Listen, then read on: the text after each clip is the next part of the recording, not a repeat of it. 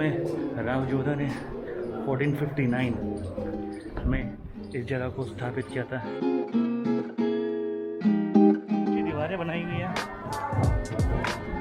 अगर मैंने टोपी पहनी होती ना तो टोपी गिर जाती मेरी।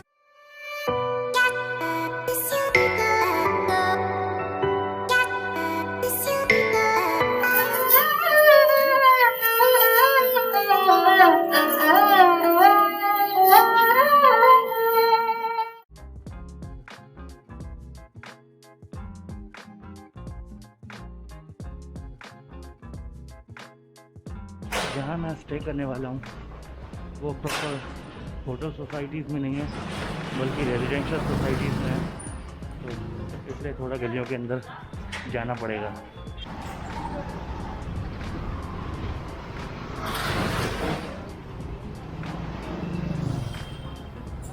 मैं पहुँच गया हूँ अपने हॉस्टल और अभी थोड़ा रिलैक्स करूँगा, फिर आगे बढ़ते हैं।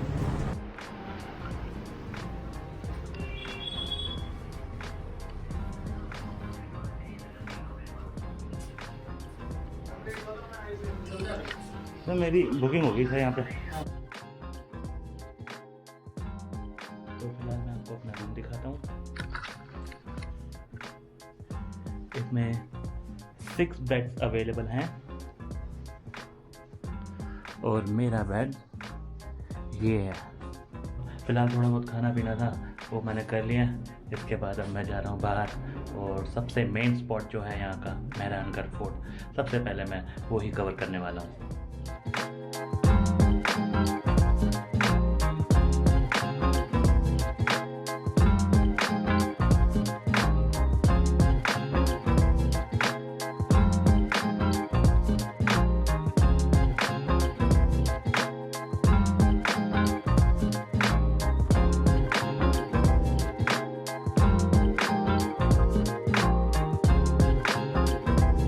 तो मैं पहुंच गया हूँ मेहरानगढ़ फोर्ट और यहाँ पे भी मैं बाय वॉक आने वाला था, लेकिन आखिरी वक्त पे थोड़ा चेंज करना पड़ा क्योंकि मुझे आसपास की लोकेशन के बारे में किसी लोकल से तगड़ी इन्फॉर्मेशन चाहिए थी और इस तरह के सिनेरियो में ऑटो वाले से बेहतर और कौन अच्छा हो सकता है। इसलिए मैंने अपने होटल से 100 रुपीज़ दिए इस ऑटो वाले को और उसने मुझे मेहरानगढ़ फोर्ट के आगे उतार दिया है। अगर आप अपने कन्वेंस से आ रहे हैं तो आपको ये बता दूं, यहाँ पर पार्किंग के भी ऑप्शन अवेलेबल हैं। बाहर अच्छा खासा स्पेस है पार्किंग के लिए। जयपुर के आमेर फोर्ट में जब मैं गया था ना, वहाँ पे जब हमारी पूरी फैमिली गई थी, जब मैं अकेला गया था तब नहीं, जब हमारी पूरी फैमिली गई थी उस टाइम मैंने व्लॉग नहीं किया था। उस टाइम में पार्किंग के लिए काफ़ी दिक्कत उठानी पड़ी थी हमें, लेकिन यहाँ अच्छा खासा स्पेस है तो नो नीड टू वरी। मुझे तो खैर कोई लेना देना नहीं, मैं तो बाय वॉक ही आ रहा हूँ।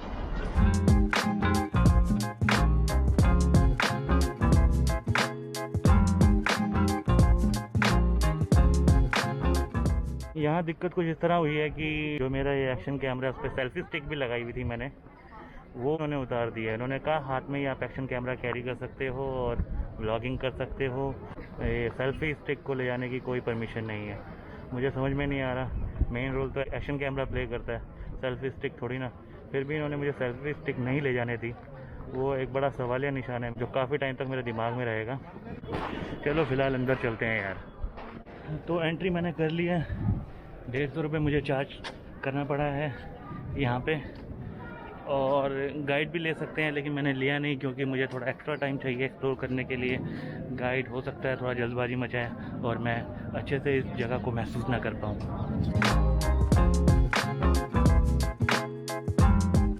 में राव जोधा ने 1459 में इस जगह को स्थापित किया था। उन राजा की जो राजधानी थी मंडोर हुआ करती थी, लेकिन सिक्योरिटी के लिहाज से वो इतनी सुरक्षित नहीं थी। इस वजह से महाराजा जी यहाँ पे स्विच हो गए और उन्होंने जोधपुर को अपनी राजधानी बनाया। इतनी ऊंची इमारतें हैं यहाँ पे जिसे देख के साफ पता चलता है कि सुरक्षा के लिहाज से ये जगह कितनी अच्छी होती थी राजा महाराजाओं के लिए। और मैंने जितने भी फोर्ट्स देखे हैं अभी तक अपनी लाइफ में, चाहे वो गोवा का हो या जयपुर का या इस किले को भी लगा लीजिए आप या धर्मशाला के किले को भी लगा लीजिए, सब में प्रेफरेंस सिर्फ सुरक्षा को दी जाती है। और सुरक्षा के लिहाज से ये काफ़ी अच्छा है राजा महाराजाओं के लिए।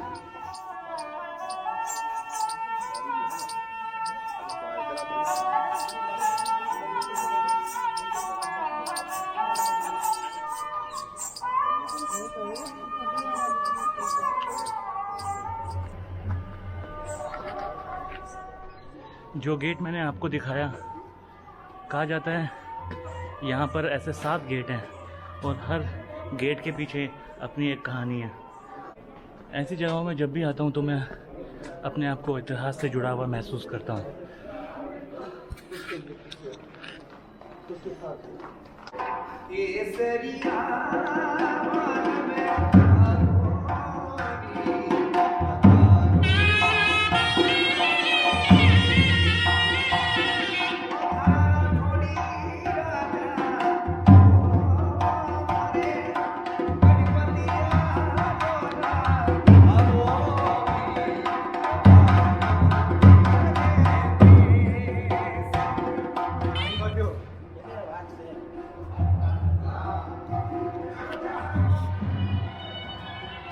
दरवाज़ों पे आप ये जो कांटे लगे हुए देख रहे हैं, ये इसलिए लगाए जाते हैं ताकि उस टाइम पे जितने भी इनके विरोधी राज्य हैं वो अगर अटैक करें और हाथी के ज़रिए दरवाज़ा तोड़ने के लिए आएँ तो हाथियों से स्पेशली ये कांटे इन बुलंद दरवाज़ों को सुरक्षित करता है।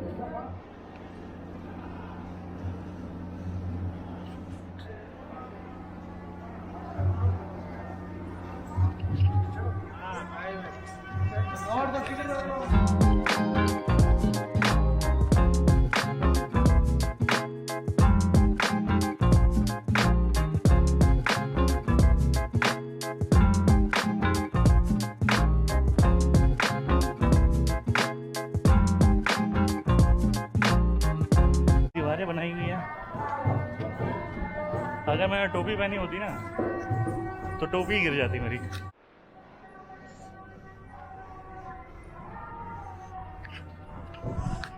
इस तरह के झरोखे मैंने तब भी देखे थे जब मैं हवा महल गया था जयपुर में। छोटी छोटी खिड़कियां बनाई हुई थी। कहा जाता था रानियां वहाँ से शहर के नज़ारे लिया करती थी। यहाँ पे आके ऐसा लगता है कि शायद मैं पहले भी यहाँ पे आया हुआ हूँ, और वो शायद इसलिए है क्योंकि जयपुर सिटी का काफ़ी टच राजस्थान के जोधपुर की सिटी में भी नज़र आता है।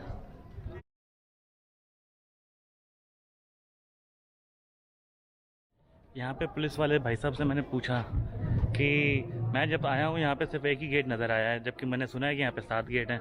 तो उन्होंने मुझे बताया कि एक्चुअल में जब तुम आए हो ना तो ऑलरेडी 4 गेट कवर कर चुके हो। आपकी इन्फॉर्मेशन के लिए बता दूँ, ये 7 गेट अलग अलग दिशा में नहीं है, एक ही रास्ते से होते हुए आपको करीब 4 गेट तो देखने को मिल जाएंगे।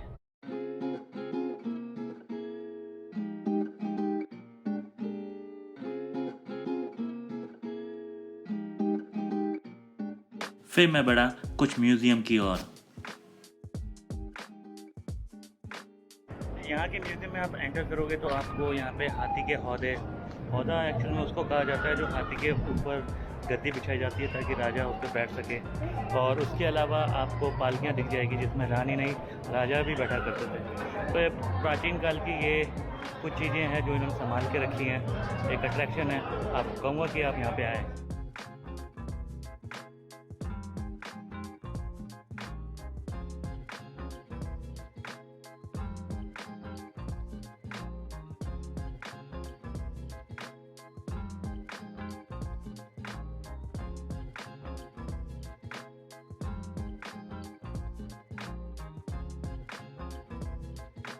इस तरह की कई सीनिक ब्यूटी आपको जगह जगह देखने को मिल जाएगी। आइए और जगह का आनंद लीजिए।